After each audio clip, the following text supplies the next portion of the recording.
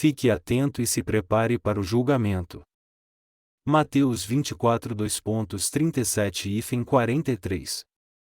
Como foi nos dias de Noé, assim será também a vinda do Filho do Homem. Pois assim como nos dias anteriores ao dilúvio, comiam, bebiam, casavam e davam-se em casamento, até o dia em que Noé entrou na arca, e não o perceberam, até que veio o dilúvio, e os levou a todos, assim será também a vinda do Filho do Homem. Então, estando dois no campo, será levado um, e deixado o outro. Estando duas moendo no moinho, será levada uma, e deixada a outra. Portanto vigiai, porque não sabeis a que hora há de vir o vosso Senhor. Mas considerai isto, e se o pai de família soubesse a que hora viria o ladrão, vigiaria e não deixaria que sua casa fosse arrombada. Quando será a segunda vinda do Senhor? A passagem bíblica deste capítulo diz que como foi nos dias de Noé, assim será também a vinda do Filho do Homem. Somente o Pai Celestial sabe o dia da volta do Senhor, pois isso foi oculto do próprio Filho e dos anjos. Foi por isso que o Senhor falou conosco através de sinais. Quando a figueira florescer, ou seja, quando a nação de Israel for criada e mais uma vez restaurada, Deus diz que devemos entender isso como um sinal de que a segunda vinda de Jesus Cristo está próxima. Deus também nos diz que a segunda vinda de Cristo será como foi nos dias de Noé. É sobre isso que Deus está falando aqui. A destruição do mundo virá sobre todas as pessoas. No entanto, o Senhor não revelou aos não crentes quando será sua segunda vinda. Foi só ao seu povo que ele mostrou que sua vinda está próxima. A Bíblia toda fala sobre a salvação dos pecadores, do arrebatamento, do céu, do juízo e da vida eterna. O Senhor nos disse que sua vinda será como nos dias de Noé. Há muito tempo, nos dias de Noé, as pessoas não tinham ideia do que era o juízo de Deus, por essa razão, acabaram perecendo no dilúvio. Ele também disse que as pessoas que não entendem isso ainda serão destruídas quando ele voltar. Elas serão julgadas porque não entendem o dia da segunda vinda do Senhor e não aceitam a graça de Deus que as leva a receber a remissão dos seus pecados. Nós temos que entender em que condições as pessoas do Antigo Testamento, nos dias de Noé, agiam em relação ao juízo e à destruição de Deus. Gênesis 6:5-7 diz: Viu o Senhor que a maldade do homem se multiplicara sobre a terra, e que toda a imaginação dos pensamentos de seu coração era má continuamente. Então arrependeu-se o Senhor de haver feito o homem sobre a terra, e isso lhe pesou no coração. Disse o Senhor: Destruirei de sobre a face da terra o homem que criei, tanto o homem como o animal, os répteis e as aves do céu, pois me arrependo de os haver feito. A Bíblia diz que os pecados das pessoas nos dias de Noé eram muitos. E já que seu pecado havia se multiplicado, isso significava que o fim estava próximo. Como é o mundo em que você e eu vivemos hoje em dia? São muitas as suas iniquidades? Ou nossa sociedade é justa e ética? O mundo em que vivemos está cheio de pecados. E até mesmo em suas leis, o mundo está cheio de pecados. É tempo do juízo de Deus vir sobre este mundo. Portanto, você e eu temos que nos apressar para escaparmos do seu juízo. Deus destruiu o mundo nos dias de Noé com a água. E todos foram condenados, exceto Noé e os 8 membros da sua família. Ele até condenou todas as criaturas que tinham fôlego. As pessoas que viviam naquela época eram cativas do pecado. Os planos e os pensamentos de todos eram malignos. O Senhor já nos disse isso, e os historiadores dizem que também havia muitos homossexuais nos dias de Noé, assim como em Sodoma e Gomorra, nos dias de Abraão, Gênesis 19h05. A Bíblia diz que em Sodoma e Gomorra, os homens cometiam adultério com outros homens e mulheres com outras mulheres, e por isso o Senhor os condenou com fogo e enxofre. Foi por isso que o mundo sodomita teve sua origem em Sodoma. O pecado era abundante e não tinha limites nos dias de Noé. O normal é que um homem viva com uma mulher. É normal a mulher cuidar do seu marido e ele amar sua esposa. Mas os pecados nos dias de Noé eram tão abundantes que as pessoas daquela geração só buscavam o prazer carnal, e ainda pior, o hedonismo exagerado. Melhor dizendo, eles cruzaram os limites da moralidade e abusaram dos prazeres carnais que Deus nos deu buscando algo muito mais intenso. E isso é o mesmo que acontece hoje em dia. Um cardeal da Igreja Católica disse: não devemos odiar os homossexuais. Nós não temos o direito de odiá-los, defendendo-os assim. Em outra ocasião, um candidato à presidência dos Estados Unidos disse à nação durante sua campanha: se eu for presidente, eu vou reconhecer o direito dos homossexuais. Dizem que até no meu país, a Coreia do Sul, existem muitos homossexuais. A destruição de Sodoma e Gomorra e o juízo que veio sobre as pessoas nos dias de Noé também ocorrerão no futuro, durante a segunda vinda do Senhor. Hoje em dia, o número de gays e lésbicas tem crescido muito no mundo inteiro. É claro, eles também têm que receber a remissão de pecados, mas esse é o tipo de gente que mais desagrada a Deus. E Deus não se agrada deles porque eles desprezam a providência divina e quebram a lei que Ele estabeleceu. A maldade deste mundo é muito grande. Mas o Senhor diz que sua vinda será como nos dias de Noé. E é isso mesmo. E já que as iniquidades do mundo são muitas, o Senhor logo virá. Essa é a geração que temos no mundo hoje. Por isso, temos que estar atentos a isso. Aqueles que não estavam atentos a isso nos dias de Noé comiam, bebiam, casavam e davam-se em casamento, até o dia em que ele entrou na arca, veio o dilúvio e tirou as suas vidas. Mesmo que o dia do juízo fosse amanhã, as pessoas ririam ao ver hoje o clima tranquilo tendo alimento para comer. A Bíblia diz que essas pessoas são semelhantes aos animais que perecem, Salmo 49, 20. Se hoje alguém der comida para um porco que será abatido amanhã, ele ficará muito feliz. Os animais são assim. Aqueles que não entendem os sinais dos tempos são como os animais, e ficarão assim até o dia em que irão perecer. Eles não entendem a volta do Senhor e seu juízo. Mas nós que nascemos de novo temos que entender os sinais dos tempos e nos preparar para o futuro. Nós temos que ver o mundo hoje de uma forma crítica e nos preparar para o futuro. Dizem que cerca de 1 bilhão de pessoas passam fome no mundo hoje em dia. No Polo Sul da Antártida, um iceberg do tamanho da ilha de Jeju, na Coreia, se desprendeu e seguiu à deriva no oceano. Por causa disso, a salinidade da água do mar nos polos diminuiu muito, colocando em perigo o ecossistema marinho. E já que os icebergs em ambos os polos também estão derretendo muito rápido, o nível do mar tem crescido muito. Por isso, dizem que uma normalidade de grandes proporções atmosféricas acontecerá em breve. É por isso que campanhas estão sendo feitas contra o aquecimento global e também esforços para controlar a poluição ambiental que pode derreter os icebergs e causar inundações na orla de todos os continentes. O clima está ruim no mundo inteiro hoje em dia. Secas terríveis estão acontecendo também. Furacões que aconteciam só em certas épocas, agora estão acontecendo o ano inteiro, em épocas que não são comuns. A teoria de que os furacões só começam no mar está sendo negada, pois eles estão acontecendo na terra também. Terremotos estão acontecendo mais frequentemente agora também.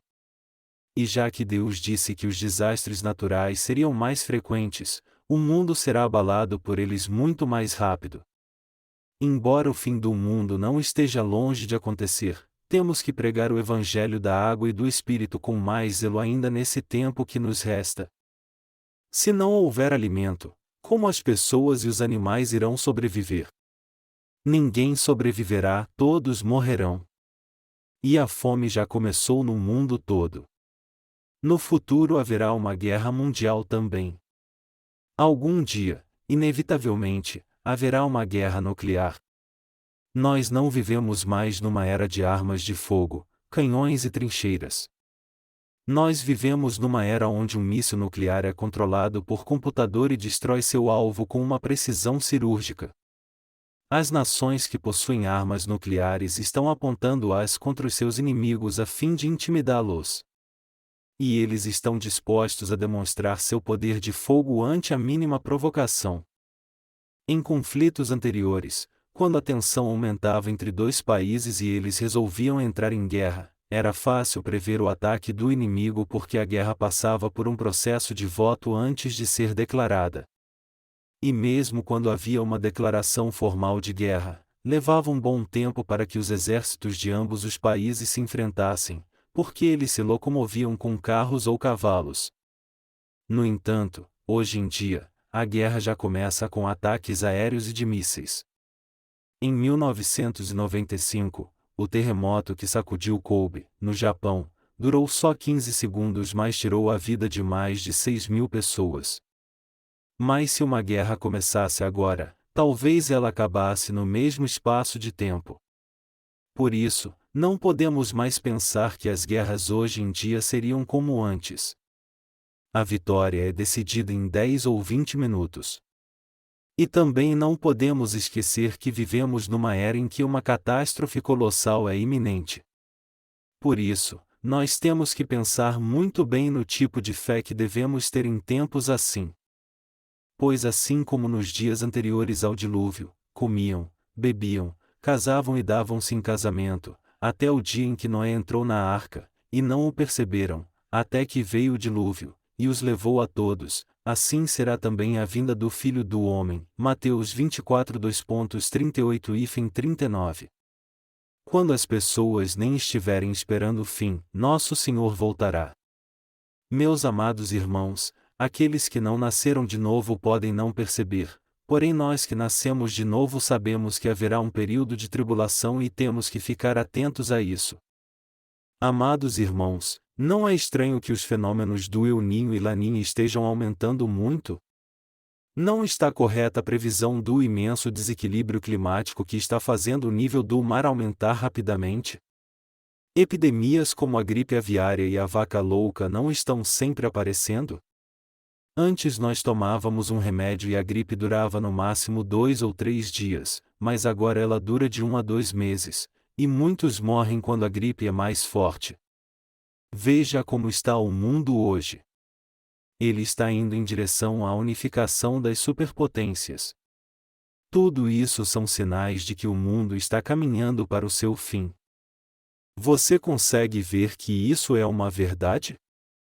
E já que o fim se aproxima, nós temos que entender o que está havendo e viver pela fé. O Senhor disse que voltaria quando a figueira florescesse. Ele disse que voltaria quando o anticristo estivesse diante da arca no tabernáculo em Israel. Sendo assim, você e eu temos que ter um entendimento muito claro sobre o fim dos tempos. As Escrituras dizem que aqueles que não nasceram de novo não podem entender, e que assim como muitos morreram nos dias de Noé, eles também perecerão agora numa fração de segundos.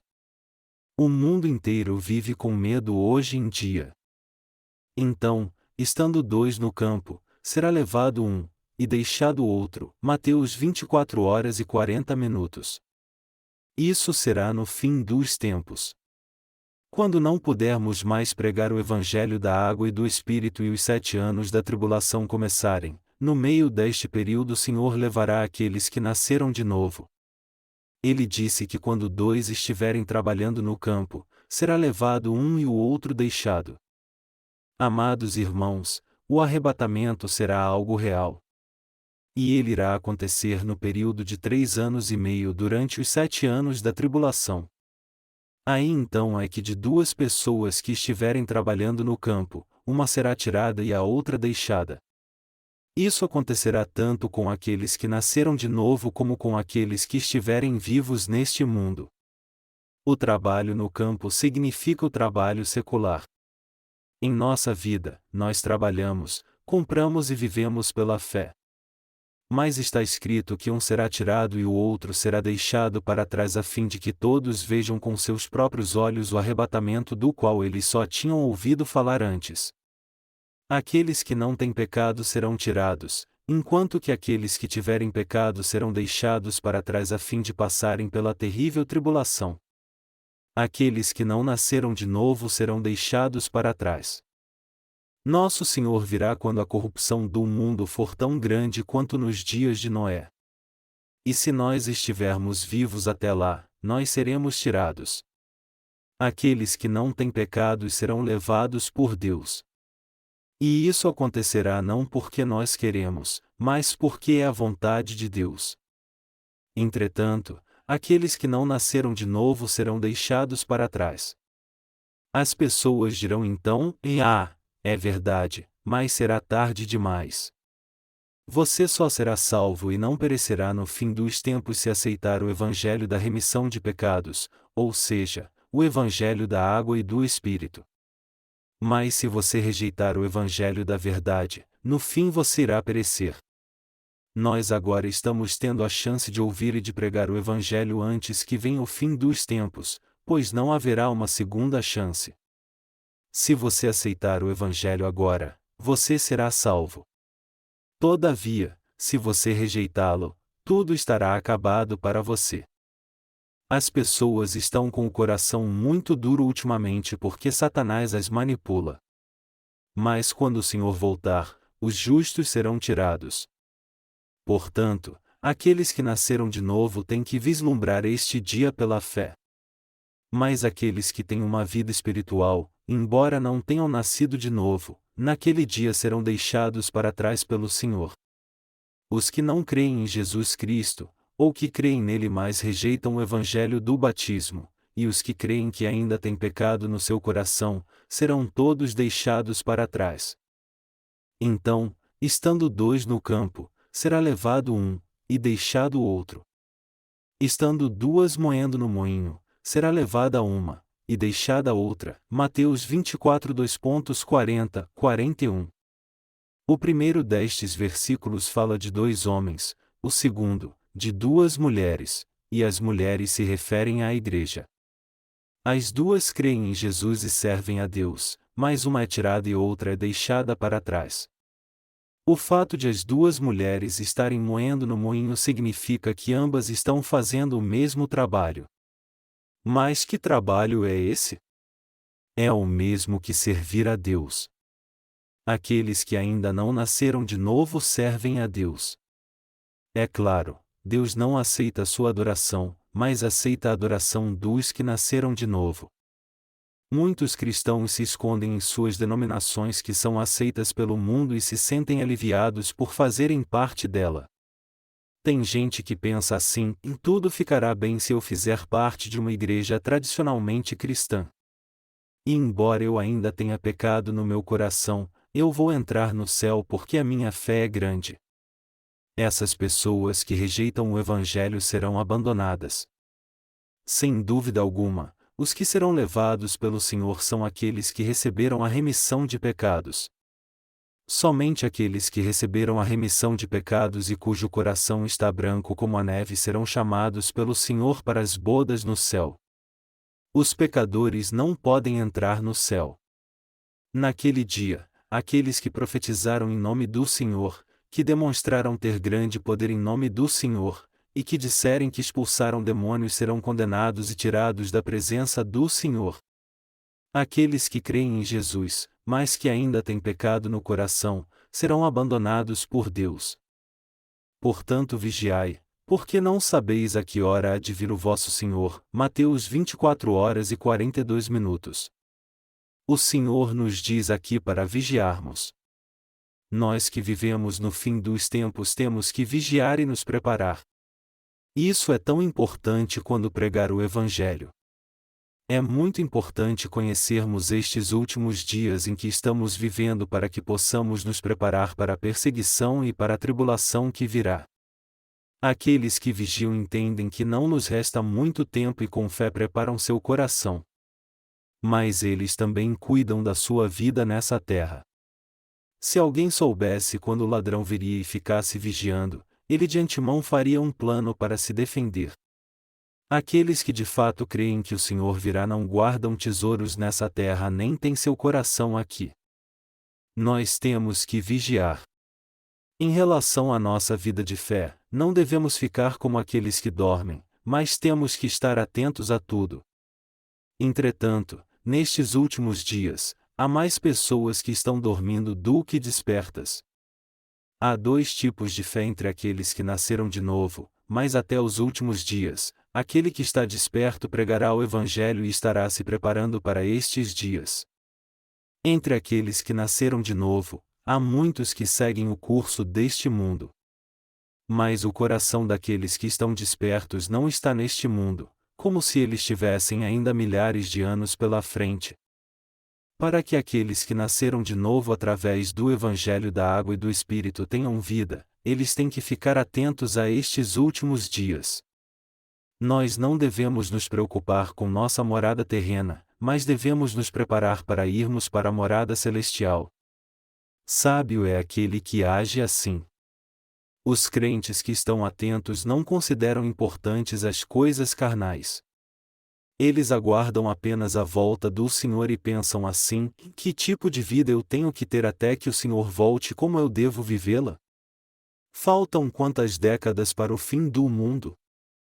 Será que faltam muitos anos? Ao fazerem este cálculo, eles entendem que não resta muito tempo para fazer a obra e, por isso, procuram viver pela fé. Esse é o tipo de fé de uma pessoa que está atenta a tudo. Por outro lado, aquele que segue o curso deste mundo, como se ainda fosse viver milhares de anos, está dormindo ainda, embora já tenha nascido de novo por crer no Evangelho da Água e do Espírito. Portanto vigiai, porque não sabeis a que hora há de vir o vosso Senhor. Nós temos que estar preparados e vigilantes. Nós temos que nos preparar desde já. Vocês entendem isso? Alguns de vocês que são solteiros talvez se casem antes da volta do Senhor, mas alguns não irão. Se o Senhor demorar a voltar, vocês poderão até se casar, mas se ele vier logo, isso não vai acontecer. Pensem nisso. Pensem bastante sobre isso. Fazer isso é algo espiritualmente sábio. Nosso coração não deve se apegar às coisas terrenas, mas, ao contrário, ele deve estar no Senhor e devemos continuar nos preparando. Mas o que devemos preparar? Devemos preparar nossa fé e continuar dedicando nosso coração ao Senhor, já que entendemos bem o que devemos fazer e como receberemos o Senhor quando ele voltar. Isso é o mesmo que dizer que temos que nos preparar para encontrarmos com o Senhor, já que nós estamos levando uma vida de fé. E nós temos que nos preparar para isso porque nascemos de novo. Já que nascemos de novo, temos que esperar pelo Senhor. Já que Jesus é o nosso Senhor, temos que esperar por Ele. E nós temos que estar preparados porque Ele virá para que vivamos com Ele no céu para sempre. Se a Igreja de Deus não se preparar, isso será uma grande tolice. Se alguma das igrejas de Deus estiver interessada em construir um grande templo, isso não será nada sábio. Vocês entendem isso? É uma tolice alguém que nasceu de novo só querer ganhar dinheiro e ter sucesso neste mundo. Aquele que se prepara com sabedoria para a volta do Senhor até no seu trabalho prega o Evangelho, tem uma vida social em prol do Evangelho e vive o resto de sua vida por ele. Aquele que vive para o Evangelho é alguém que está sempre vigiando e que agrada ao Senhor se preparando para a sua vinda. Amados irmãos, não fiquem decepcionados por vocês não terem bens materiais nessa terra. Não fiquem tristes por outras pessoas terem isso ou aquilo.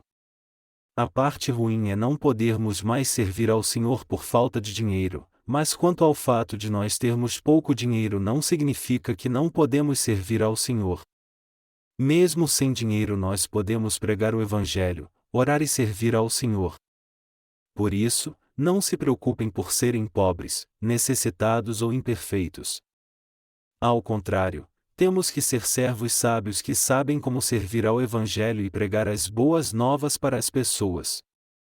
Nós temos que nos preparar para encontrarmos o Senhor e ouvirmos dele quando ele voltar. Bem está, servo bom e fiel.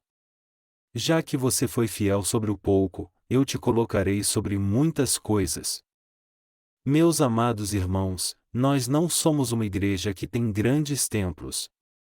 Nós somos uma igreja cujo único desejo é pregar o Evangelho da água e do Espírito no mundo inteiro com todo zelo. Nós agora temos que receber a remissão de pecados, preparar nossa fé e viver atentos. Nós temos que nos preparar para irmos para o céu. Vocês entendem isso? E já que o fim está próximo, nós não devemos deixar de congregar, como é o costume de alguns. Hebreus 10h25. Nós temos que congregar sempre. Amados irmãos, apesar de sermos perseguidos e termos dificuldades, o Senhor logo voltará. O tempo que nos resta para fazer a obra do Senhor não é muito.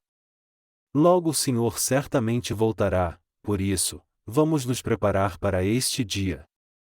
O Senhor logo virá.